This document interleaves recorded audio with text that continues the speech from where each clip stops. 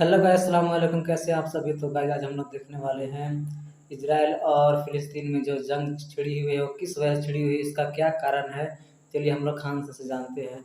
चलिए वीडियो को स्टार्ट करते हैं।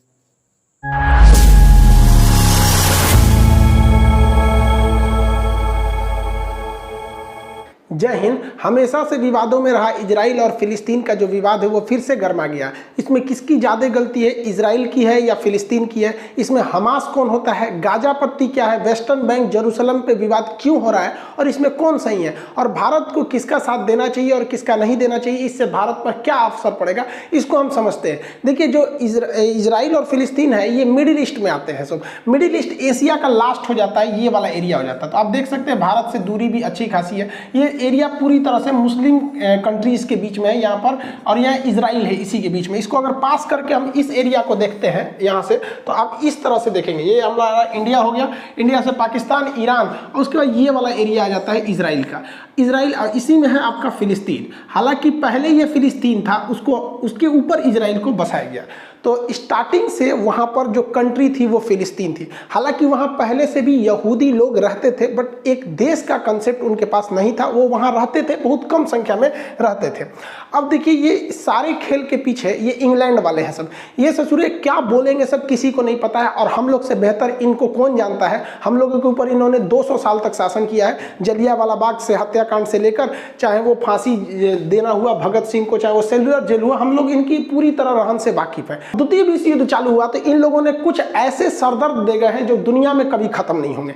मिडिल ईस्ट में क्या किया इन लोग ने, जहां पहले फिलिस्तीन था, फिलिस्तीन को बांट दिया। कहा कि भैया इजराइल भी रहेगा और फिलिस्तीन भी रहेगा। दो देश यहाँ बना दिया, इजराइल और फिलिस्तीन। कहाँ बैठे बैठे इन लोगों ने, लंदन में बैठ गए। कोई चीज अच्छी आ रही है, तोरे बारे में बोल रहे हैं, सुनो ध्यान से। ये दो भाग में यहाँ बांट दिया, और हमेशा से ये लड़ाई होती है। और ये लड़ाई किस तरह से, आप अपने पे समझिए। हमारा अखंड भारत देश था 1900, इनको बांटा 1948 में यहाँ पर, और हम लोग को ठीक 1 साल पहले बांटे थे सब 1947 में। भारत इंडिया था और ये पाकिस्तान। तो इंडिया पाकिस्तान का विभाजन कर दिया सब, और हम लोग के बगल में एक तो बवासीर छोड़ के चला गया सब 1947 में, और अभी ये बवासीर भगंदर हो गया है। आप खुद समझिए, क्या ये लड़ाई हम लोग के बीच की जो इंडिया पाकिस्तान का इंटेंशन है, इतना मतलब बॉर्डर डिस्प्यूट रहता है, खास करके कश्मीर इशू को, टेररिस्ट आतंकवाद को लेकर, कभी सॉल्व होने वाला लगता है? नहीं लगता है। ऐसे ही इन लोगों ने यहाँ किया। अब हम लोग को इस कचड़े में पड़ना नहीं है। पहले आप समझिए कि ये लड़ाई जानबूझ के लड़ाई जा रही है ताकि ये और अमेरिका वाले लोग हथियार बेच सके, वरना भारत पाकिस्तान में इन्हीं लोग का देन है। और अगले साल यहाँ पे देन है, देखिए IP यहाँ पे इजराइल फिलिस्तीन, और IP इंडिया पाकिस्तान। ये सब बैठ के कहाँ से हो रहा था, लंदन से। ससुरा IPL खेल दिया सभी से, बहुत होशियार है सब। तो आप पर्दे के पीछे के सीन को समझिए, चल क्या रहा है। जो अभी हो रहा है इसको मत देखिए, उसे देखिए जो नहीं दिख रहा है। अब 1948 में जो देश था ही नहीं, वहां पे आप कहिएगा कि यहाँ विभाजन होगा, यहाँ इजराइल भी रहेगा, तो बवाल होगा। तो इन अंग्रेजों ने क्या किया था, द्वितीय विश्व युद्ध के दौरान ये लोग जहां मार करते थे वहां पर इन्होंने अपना एक मुखौटा रख दिया था, उसका नाम है UNO। आज भी ये UNO फेमस है किसी भी चीज को बर्बाद करने के लिए। 1948 का हम लोग का कश्मीर इशू अभी तक इस गधे से सॉल्व नहीं हो रहा है।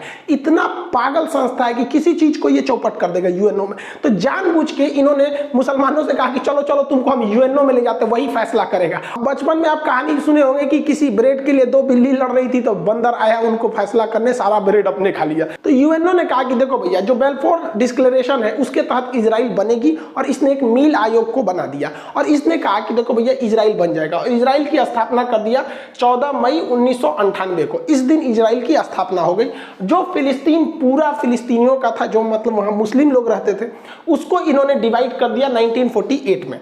और क्या कर दिया, 48% दिया फिलिस्तीन को, 48% फिलिस्तीन को दिया, 44% इजराइल को दिया। यहाँ पर देखिए, जबकि इजराइल का यहाँ पे उस समय तक नहीं था यहाँ पे। उसके बाद क्या किया, जेरूसलम जो राजधानी थी उसको कहा कि देखो, ना ये फिलिस्तीन की राजधानी रहेगी, ना ये इजराइल की राजधानी रहेगी, ये UNO के कंट्रोल में रहेगा। 8% का एरिया UNO के कंट्रोल में। जैसे ये बात हुआ, अरब देशों ने कहा कि हम ये होने नहीं देंगे। फिलिस्तीन ने कहा कि ऐसा कभी नहीं हो सकता है, मार होगा।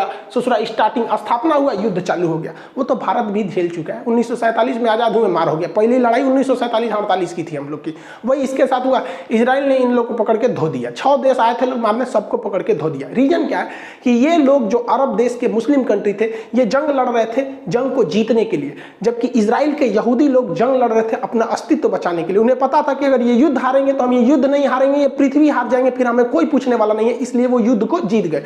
अब यहाँ पर यूएनओ को क्या मतलब बना कि जेरूशलम पर अपना कब्जा रखने का? तो इसके लिए कारण है जेरूशलम 3 धर्मों का पवित्र स्थल है।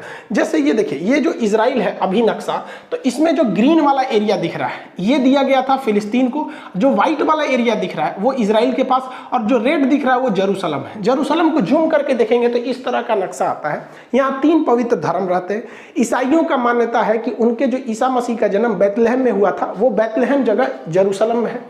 यहूदी जो अभी वर्तमान में इजराइल में रहते हैं उनका कहना है कि उनके सारे लोग यहीं से सुने, उनका मूल स्थान यही है। और मुसलमानों की तीसरी सबसे पवित्र स्थल अल अक्सा मस्जिद यही है।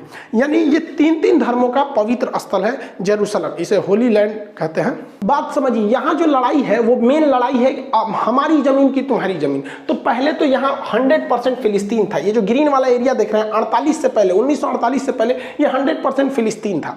बाद में आप देखेंगे 1948 में यूएनओ ने इसका पार्टीशन किया, तो अब देखिए ये ग्रीन वाला फिलिस्तीन ऐसा रह गया। और जानबूझ के यूएनओ ने एक ऐसा ड्रामा रचा कि आगे जाके लड़ाई होगी। देखिए आधा फिलिस्तीन यहाँ दिया है, थोड़ा सा यहाँ दे दिया है, बीच में पतला रास्ता दिया है, थोड़ा सा यहाँ दिया है, बीच में पतला रास्ता दिया। इन लोग का पहले से प्लान था। ऐसे ही इन लोगों ने पाकिस्तान को बांटा था, एक और इधर पाकिस्तान, एक और इधर पाकिस्तान, जिसको आगे चल के हम लोगों ने बांग्लादेश में तोड़ दिया।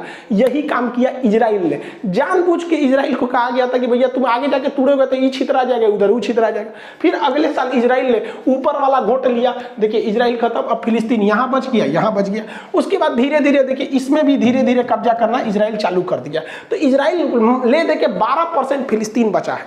तो जो फिलिस्तीन पहले 100% था अभी वो 12% है, और पूरा इजराइल उस पर कब्जा कर रहा है। तो फिलिस्तीनियों का एक तो मेंटली भाई किसी का भी मोरल गिरेगा कि नहीं कि हमारा देश तुम हम ही को पीट रहा है। और इजराइल ने अलग अलग नियम बना रखा है। फिलिस्तीन के लोग हथियार नहीं रख सकते, एयरफोर्स नहीं रख सकते, आर्मी नहीं रख सकते, ये लोग मतलब नेवी नहीं रख सकते, और ये सब कुछ रखता है इजराइल। और जो हमला हो रहा है वो बेसिकली हमला इस गाजा पट्टी से हो रहा है, अभी आगे समझाएंगे।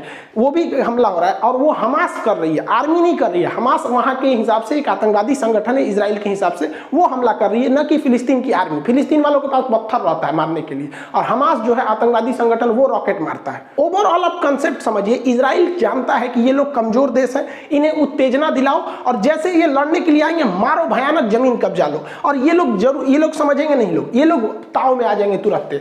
इतना बड़ा था फिलिस्तीन। देखिए फिलिस्तीन समेटते गया, वो काला वाला एरिया जो है वो यहूदी का है, मतलब वो इजराइल है। धीरे धीरे देखिए ये निपट गए, इतनी सा बचे हैं, लग रहा है बस प्रसादी के हिसाब से बचे हैं। देखिए इतना पहले पूरा था, इतना हो गया।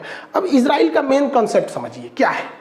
इजराइल कहता है कि भाई फिलिस्तीन वालों को हम तोरा उकसाएंगे, कोचेंगे, और तू कोचा जाएगा, तू आएगा पत्थर मार दे, हम फोड़ देंगे, तुमको तबाही करेंगे। हमास खूब से खूब करेगा तो गली मोहल्ले पे हमला कर देगा, कार और जला देगा, यही रॉकेट में करेगा। और उसके बाद से उसके पास एयरफोर्स है, वो आएगी, मारेगी, जमीन कब्जा करेगी। जब जब लड़ाई हुआ है तब तक हार फिलिस्तीनियों की हुई है और उत्तेजना होगी यहाँ पर। अब इसका मेन कारण कहाँ से हुआ इसको समझते हैं हम लोग। देखिए मुसलमानों में ना 3 पवित्र स्थल है जिसको आप 2 ठो को जानते हैं, जैसे कॉमन लोग यही मतलब फेमस है, एक मक्का और एक मदीना।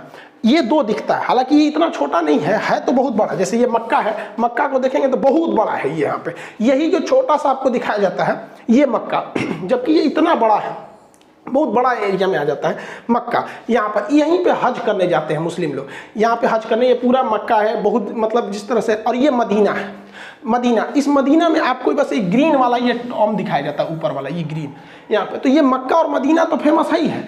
इस मक्का और मदीना के अलावे अल अक्सा मस्जिद भी बहुत पवित्र है। ये मुसलमानों की तीसरी सबसे पवित्र स्थल है। तो मक्का तो यहाँ हो गया, यहाँ पे मदीना यहाँ हो गया। तो मक्का और मदीना जो है वो सऊदी अरब में हो गया, लेकिन अल अक्सा मस्जिद जो है वो जेरूशलम में है। अब विवाद समझिए, जेरूशलम ना फिलिस्तीन का है और जेरूशलम ना ही इजराइल का है, और जेरूशलम पर अधिकार यूएनओ का है। लेकिन यूएन कठपुतली बना रहता है और इजराइल उस पर कब्जा करते हुए आगे बढ़ते रहता है। इसी यहीं पे से विवाद स्टार्ट हुआ है। लेकिन ऐसा थोड़ी होगा कि डायरेक्ट विवाद स्टार्ट हो जाएगा। कोई मंदिर में पूजा करने जाए या मस्जिद में जाए, गिरजाघर में जाए और कहे कि चलो आज बवाल करते हैं, कुछ ना कुछ पहले से मैटर होगा, वहाँ लोग इकट्ठा हुए होंगे और अचानक चालू होंगे। हुआ यहीं से है। दोस्तों ये था इसका असली वजह। देख रहे हैं कि इजराइलियों ने कैसे फिलिस्तीन पर के ज़मीन पर कब्जा करते गया है, तो गुस्सा किसी को भी आएगा। तो दोस्तों खान सर ने बहुत ही अच्छा तरह से बताया। तो अगर वीडियो आपको पसंद आई हो तो वीडियो को लाइक कर देना। जय हिंद।